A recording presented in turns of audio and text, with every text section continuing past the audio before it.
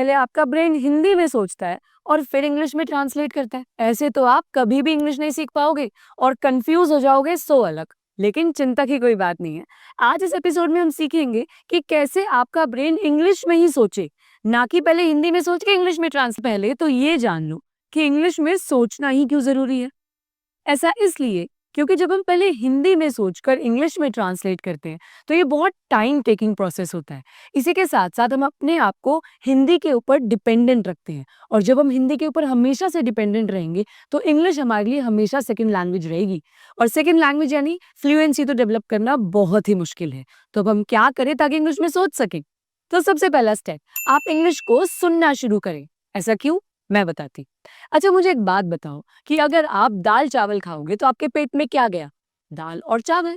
इसी तरीके से जो भी आप देखोगे, जो भी आप सुनोगे, आपके ब्रेन में वही स्टोर होने लग जाएगा। तो अगर आप इंग्लिश को सुनोगे, इंग्लिश को पढ़ोगे, तो आपके ब्रेन में भी इंग्लिश के सेंटेंसेस ही तो स्टोर होंगे। इसीलिए आपको करना क्या है, आपको YouTube जैसे प्लेटफॉर्म्स पर, सीखो जैसे प्लेटफॉर्म्स पर जाकर इंग्लिश की स्पीचेस, पॉडकास्ट, स्टोरीज को सुनना शुरू करना है, ताकि आपके ब्रेन में वही इंग्लिश के सेंटेंसेस और वही इंग्लिश के वर्ड्स स्टोर होने शुरू हो जाए। और सीधी सी बात है, जो भी हमारे दिमाग में होता है वो हमारी जुबान पर आ ही जाता है। दूसरा तरीका, आपको अपने